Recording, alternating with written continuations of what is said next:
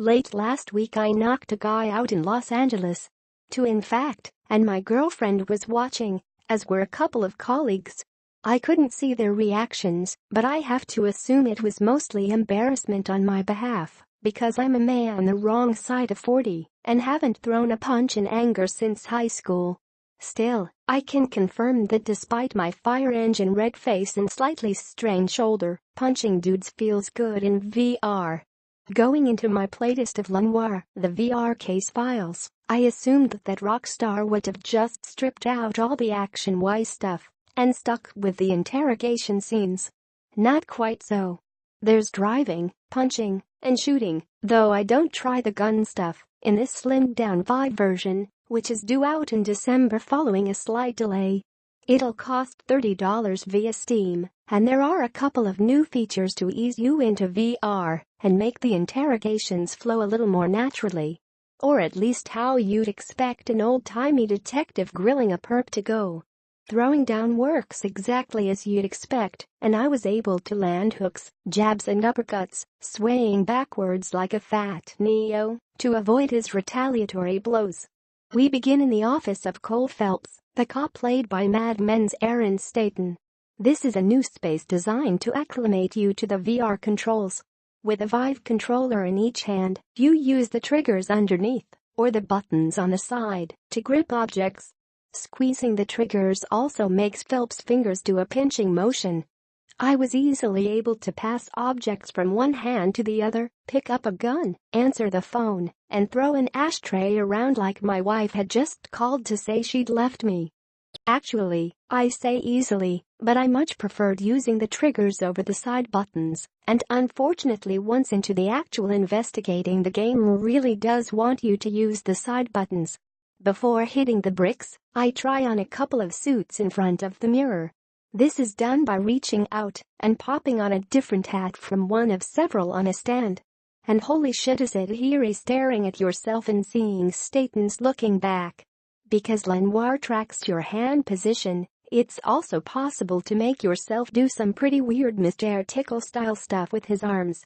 It's probably why Mrs. Phelps left. Having selected a jaunty waistcoat and hat combo, we set off for the patrol tutorial. Here Phelps and his partner chase down some misdemeanor-level wise guy using one of three possible movement systems. You can either aim the reticle at a spot and beam yourself to it, highlight an object that glows in an obvious yellow and teleport there, or, brace yourself, actually sprint forwards by aiming in a direction and then swinging your arms madly back and forth. That's about as disorientating as it sounds, and I assume even dafter to look at, so I stuck with the yellow highlight option thereafter. The pursuit culminates in my first punch-up. Throwing down works exactly as you'd expect, and I was able to land hooks, jabs and uppercuts, swaying backwards like a fat Neo, to avoid his retaliatory blows.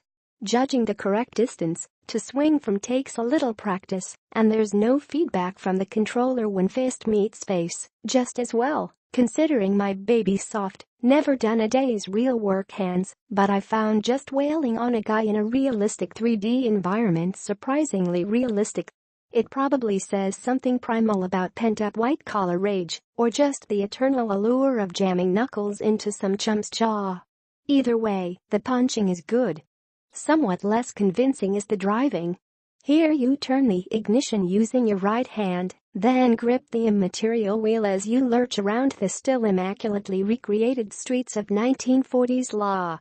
I initially panicked as it felt like the car almost whooshed out from under me. Happily I had asked to be seated for this part, so didn't fall on my ass.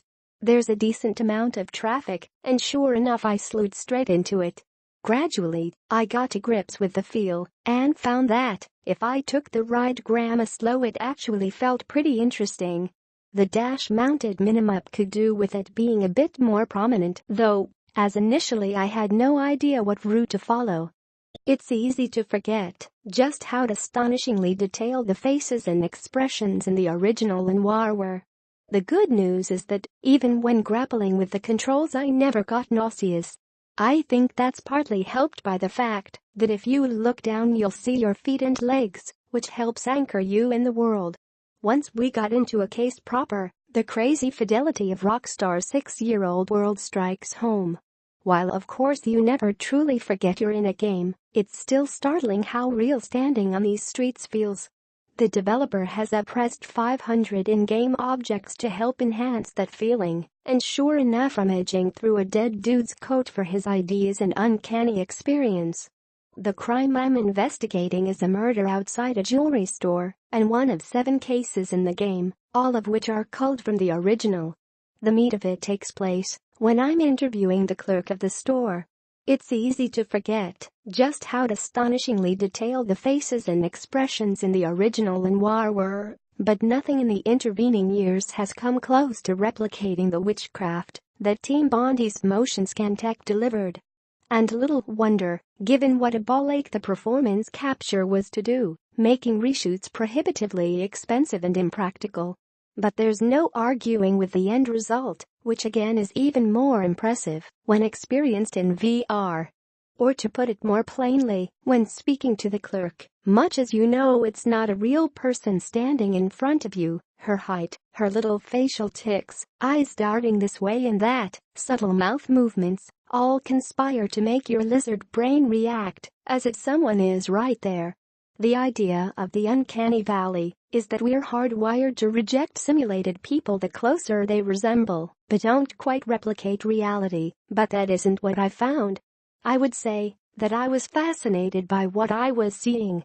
So much so that I found it hard to concentrate on the specifics of the police work.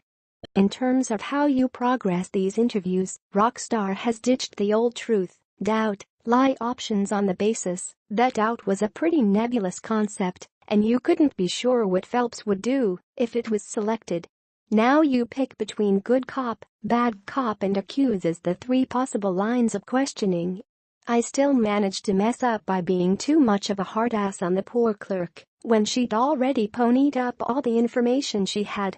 But overall it seemed a little more intuitive. In this instance, there's no doubt. After finding the murder weapon in the trash outside and taking a trip to a gun shop to trace the serial number, I'm soon confronting the clearly guilty suspect. Sure enough, another chase sequence ensues, ending with more fisticuffs. You can also punch him in the nuts, the Rockstar rep offers helpfully, and she's not wrong. In fact, my only lingering disappointment is that your feet aren't tracked, so there's no putting the boot in. And that, ladies and gents, is how police brutality is born. Sean has more thoughts on Lenoir's face tech and the implications it has for VR, which we'll be publishing soon. But for me, this game has gone from something I wasn't sure needed to exist to one I'll actually dust our vibe off to spend more time with.